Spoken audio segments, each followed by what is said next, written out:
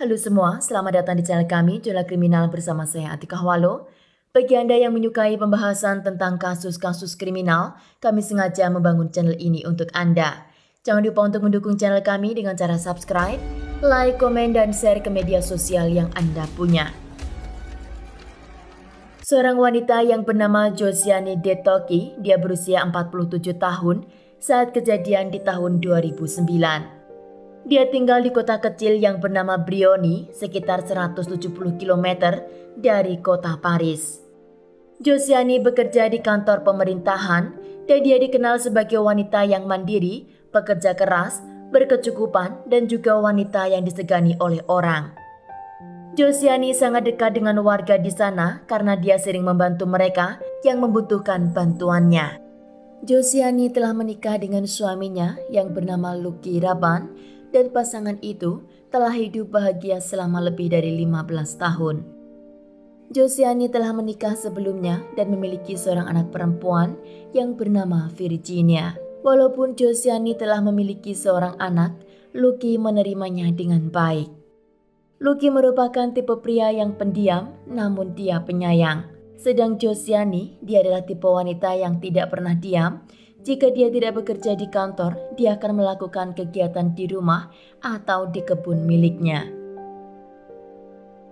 Pada bulan Juli di tahun 2009, Josiani terjatuh di tangga rumahnya dan dia mengalami luka di sekujur tubuh dan luka di bagian kepala. Dokter yang menangani Josiani di rumah sakit mengatakan jika dia harus beristirahat total selama 2 bulan. Karena setelah dilakukan eksam, ternyata terdapat traumatik di kepala Josiani.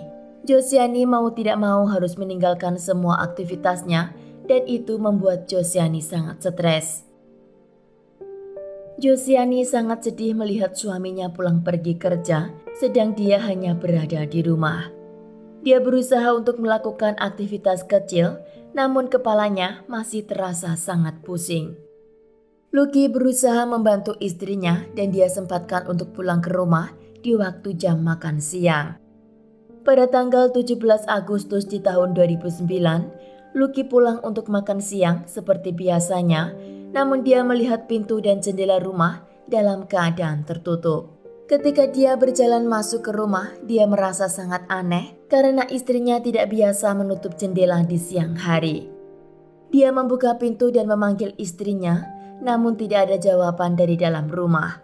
Lucky melihat gantungan yang biasa dibuat untuk menggantung tas istrinya, namun tas Josiani tidak terlihat ada di sana.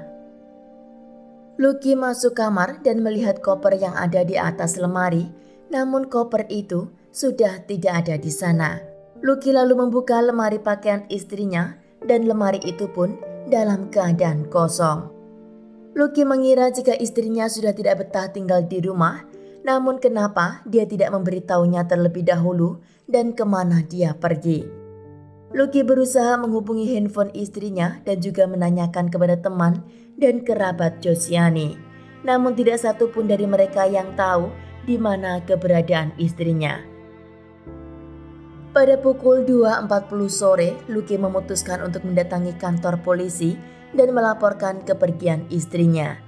Di sana Lucky mengatakan jika dia sangat mengkhawatirkan istrinya karena beberapa minggu terakhir dia sangat sedih dan juga stres. Dia meminta kepada polisi untuk mencari mobil dan juga keberadaan istrinya.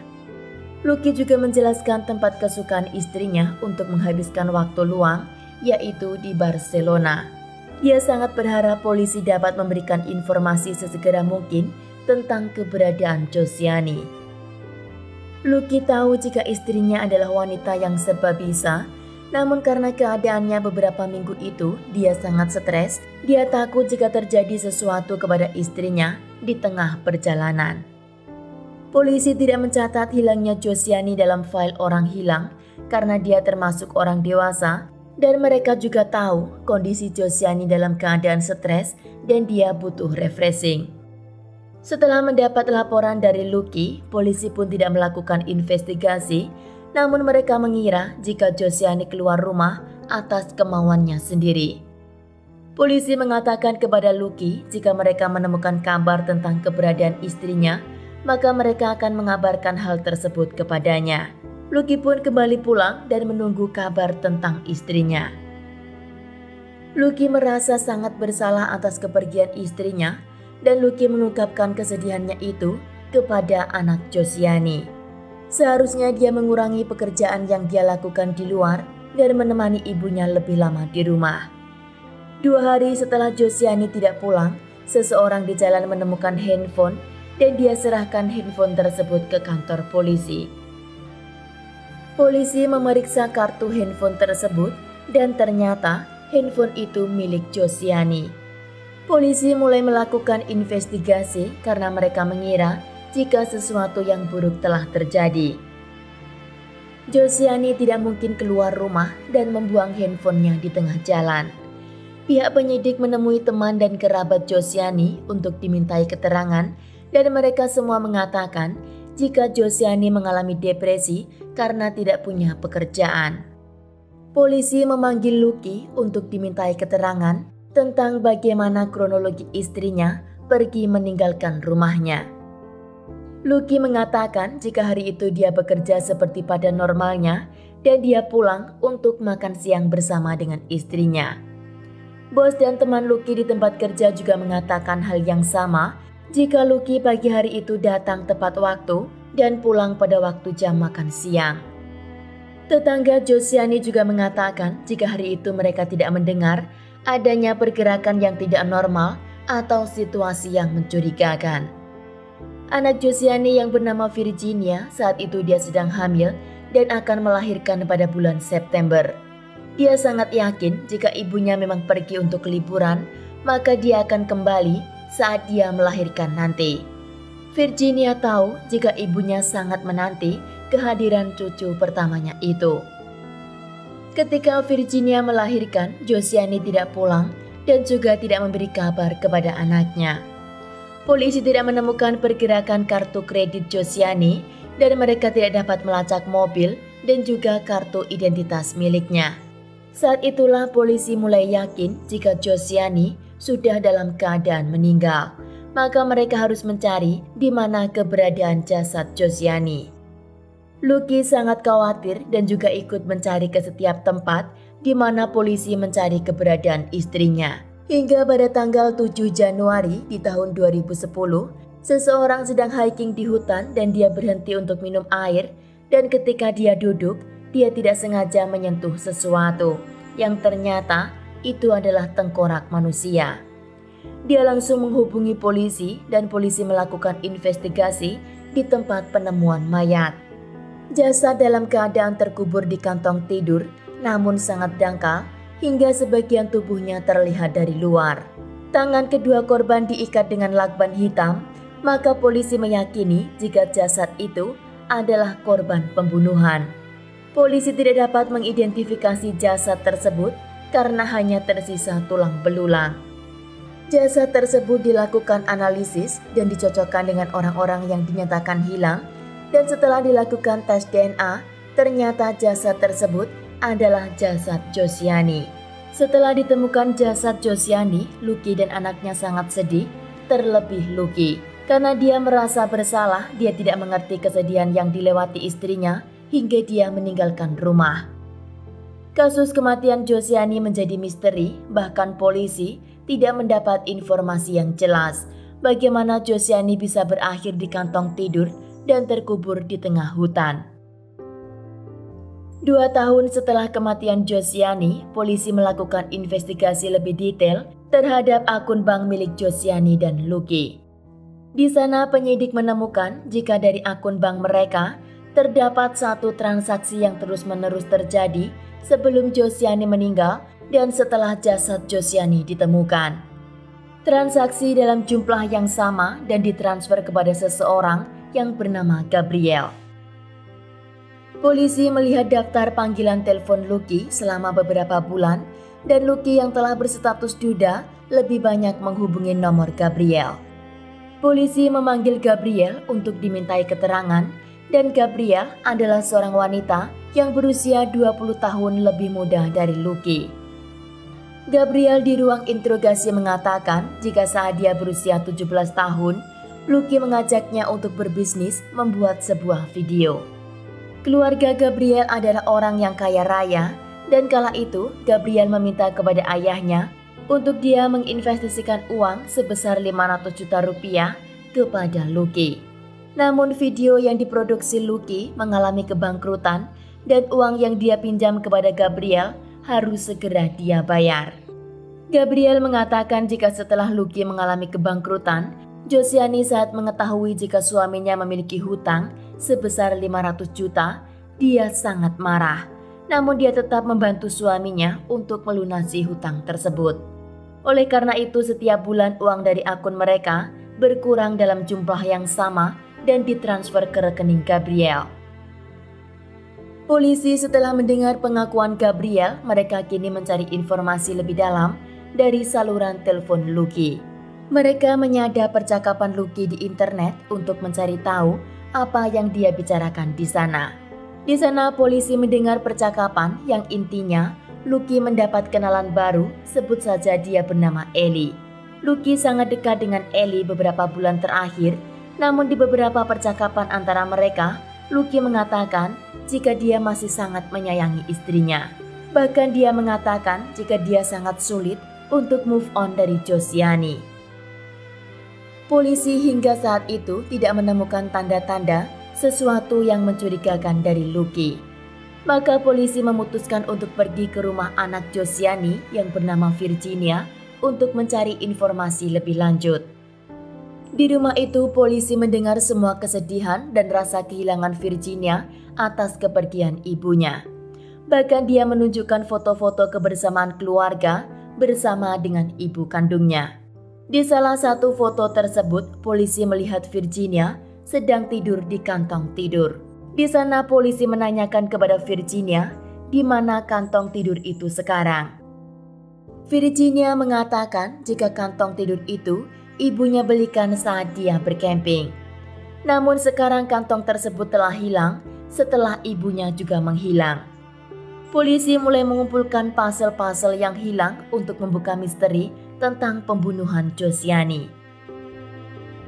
Polisi memanggil Lucky untuk dibawa ke ruang interogasi karena mereka yakin jika Lucky tahu apa yang sebenarnya terjadi.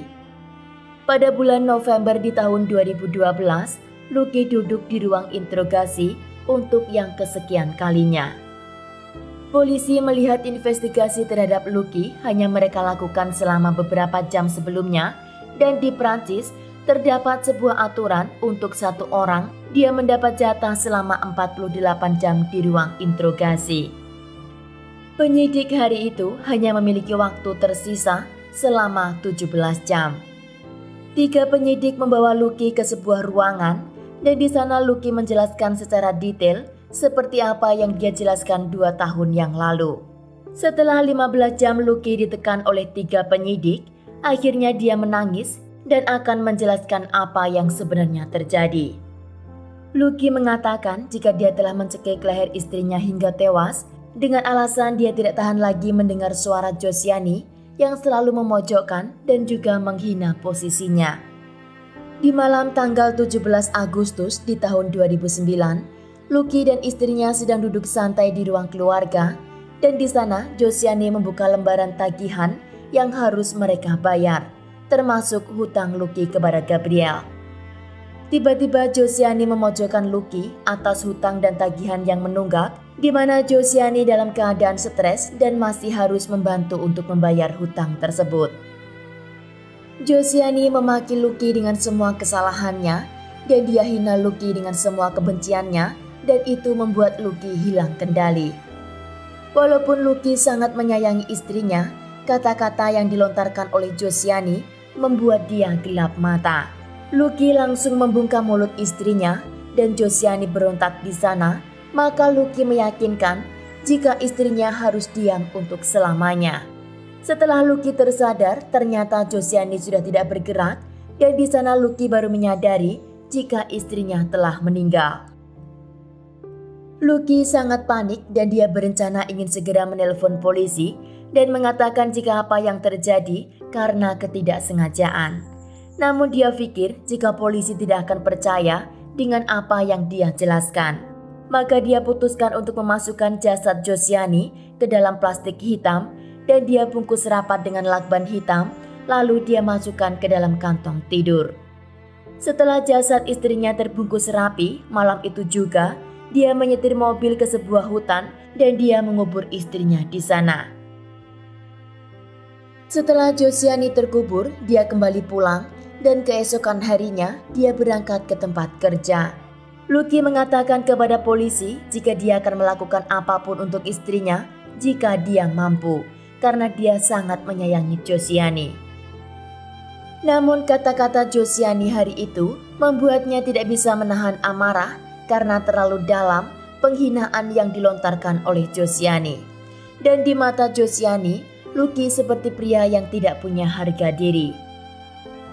Semua orang ketika tahu kabar bahwa Lucky telah menghabisi istrinya, tidak satupun dari mereka yang percaya.